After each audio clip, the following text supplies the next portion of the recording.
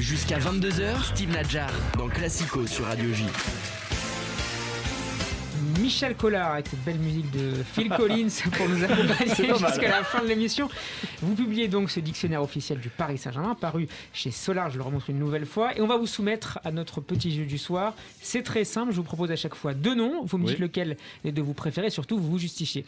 Vous pouvez intervenir évidemment Benjamin et Javier pour agrémenter cette discussion. Lama ou Bats? Bernard Lama. Bravo. Bernard Lama, parce qu'il a révolutionné le poste de gardien de but. Il était capitaine de la victoire en Coupe d'Europe. C'était vraiment un caractère incroyable. Et j'ai eu l'occasion de le croiser. C'est un mec exceptionnel. Donc Bernard Lama, vraiment, sans conteste. Vous êtes le président de son fan club à côté. On peut interrompre ou pas le quiz? Oui, vas-y. Pourquoi Bernard Lama n'est pas plus présent et impliqué dans le club? Alors ça, c'est vous qui le dites, mon cher. On le voit pas en tout cas. Sachez par exemple que Bernard Lama est responsable de l'association des anciens joueurs du Paris Saint-Germain. Il n'en fait pas la publicité. Il est en contact. Oui, peut-être qu'il a pas envie d'en parler. Il est souvent en Guyane, donc c'est pas toujours facile. Mais il est très souvent au Parc des Princes. Il s'entretient très souvent avec les dirigeants du club, qui l'écoutent. Donc il n'y a aucun problème avec ça. Vous pouvez lui demander. Ça Super. se passe très bien. Tant mieux, très bien. Mais au contraire. il est présent. Hein. Non, au contraire. C'est quelqu'un qui doit avoir des responsabilités à mon avis, mais bien sûr, au contraire. Oui, il y a des très bons. Voilà, ça se passe très bien avec le club et puis il est toujours. On l'écoute, je peux vous l'assurer en tout cas. Tant mieux. Ricardo ou Marquinhos? Marquinhos, pourquoi? Parce que pour moi, il est arrivé tout jeune de la Roma.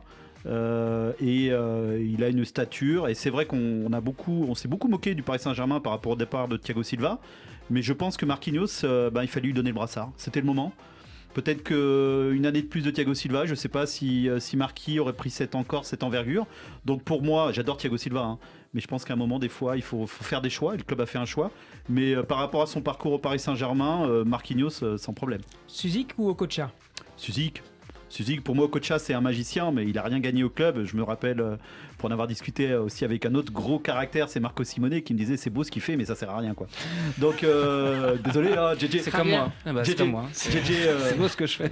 JJ Okocha de ce foot. Ouais, voilà. Non, sur un terrain, évidemment. Attention, Steve. Suzik, c'est 9 ans. Suzik, c'est une carrière incroyable. La fidélité au club. Voilà, quoi. Il y a qu'un petit défaut pour ça, fait Suzik, on a envie qu'il vienne au Parc des Princes, on l'invite, et c'est à la Yougoslave, c'est pas toujours facile qu'ils disent oui, mais on l'attend avec impatience, parce que je sais qu'il y a beaucoup de monde, s'il nous écoute en tout cas, qui l'attend au Parc des Princes pour lui donner l'ovation qu'il mérite. Plus dur peut-être, Rai ou Neymar?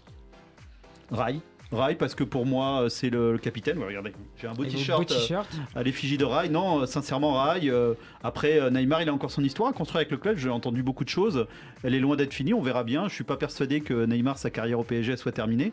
Peut-être lui laisser un petit peu de temps. Ça a été un parcours un peu compliqué avec le Covid. On sait qu'il a besoin aussi de ses racines.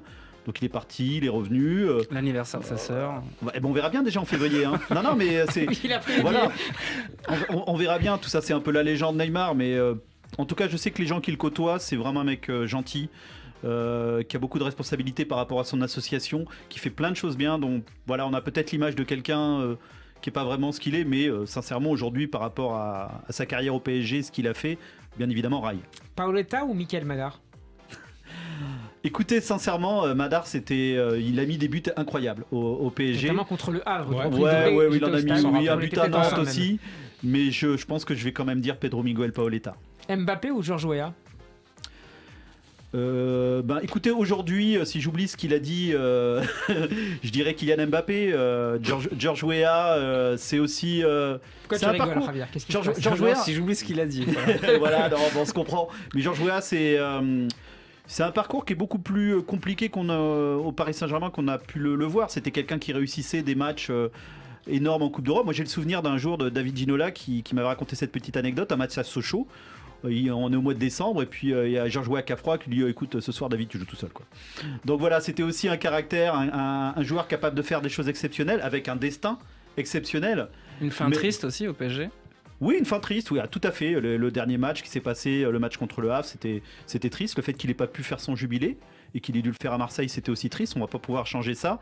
Mais lui aussi, voilà, il a des très bonnes relations avec le club et ça c'est génial. En tout cas qu'on puisse avoir nos anciens qui viennent et que ça se passe bien. Merci beaucoup Michel Avec Collard, plaisir. merci beaucoup Javier Prieto Santos. Je rappelle le titre de votre livre Michel, dictionnaire officiel du Paris Saint-Germain, publié chez Solar. Classico, c'est déjà fini. Merci de votre fidélité. Vous pouvez retrouver cette émission notamment sur la page YouTube de Radio J. Tout de suite, la soirée continue sur Radio J en compagnie d'Avner Azoulay pour le fameux festival oriental. À lundi prochain pour un nouveau Classico. Dis Bruno, à ton avis, qu'est-ce qu'on vient foutre ici? Engraisser des banquiers qui sur nos vies font des crédits. Dis Bruno, qu'est-ce qu'on peut foutre ici? Balancer la vérité, risquer nos vies à la télé.